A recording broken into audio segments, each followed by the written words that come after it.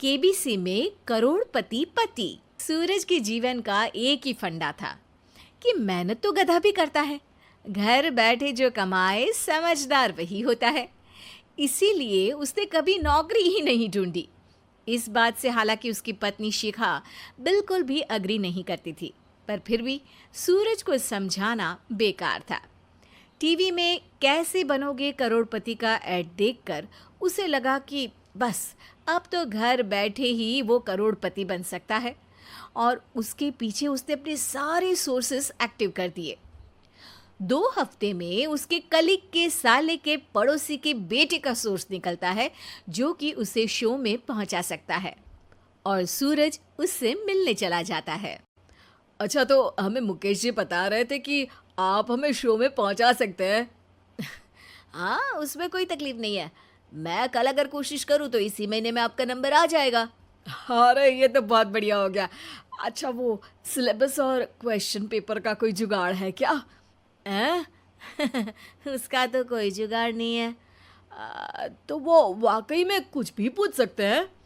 हाँ, वो तो बच्चन जी पर है, जो पढ़ते हैं वो पूछ लेते हैं।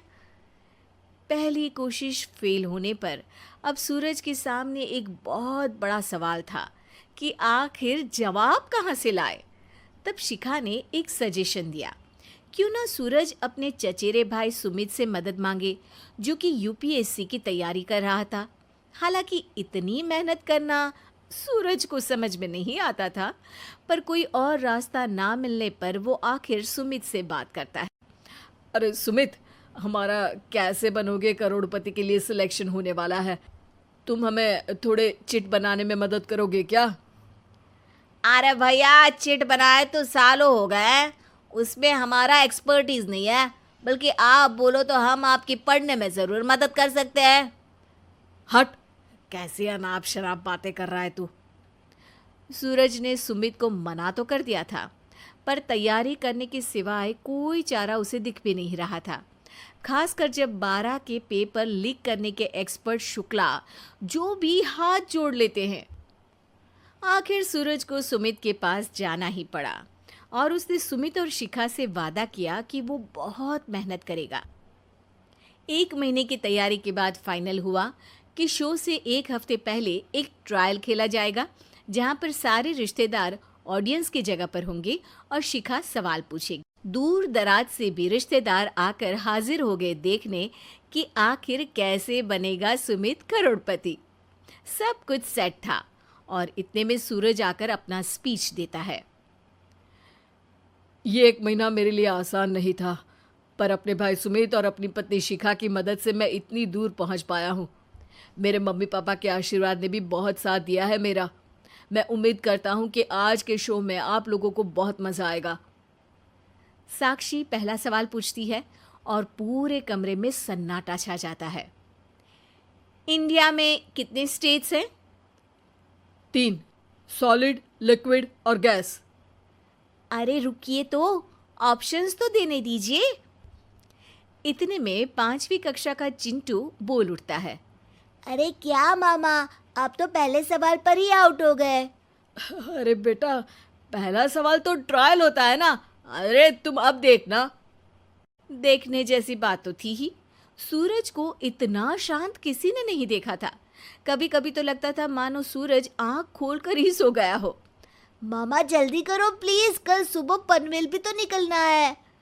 अरे हट, कंसंट्रेट करने दे मुझे। 3 सवाल में 3 लाइफलाइन खत्म हो चुकी थी, और अब चौथे सवाल पर भी सूरज का मौन नहीं टूटा। पर सूरज अभी भी हार मानने को तैयार नहीं था। उधर हर कोई सूरज को छोड़ सुमित को देख रहे थे। आखिर सुमित ने ही तो पढ़ाया था सूरज को। गजब बेइज्जती है यार। अरे बेटा, तो बाप का, दादा का, भाई का, सबका नाम बुड़वाएगा। अरे 3 लाइफलाइन ले ली तो भी तेरा कुछ नहीं होना है। अरे कोई इतनी बात करता है क्या शो पर? अरे बेटा, शो पर तेरे जैसे भी तो नहीं आते ना। सूरज की ये जंग आखिर 1 घंटे बाद 5वें सवाल पर खत्म हो गई, जब उसने इंडिया के नेशनल बर्ड का नाम कहा, कौवा। अरे बेटा, मजा तो बहुत आया, बस थोड़ा टाइम पर खत्म होता तो आनंद भी आ जाता। ताने बारिश के बूंदों की तरह बरस रहे थे और सूरज को भी समझ आ रहा था कि ये करोड़पति बनना शायद उसके बस के बाहर की बात है। पर वो आखिर ये बात मान कैसे लेता? वो सख्त लौंडा जो ठहरा, उसने सोचा कि बेइज्जती तो हो ही चुकी है, पर अगर मैं हार नहीं मानूं तो शायद कुछ हो सकता है।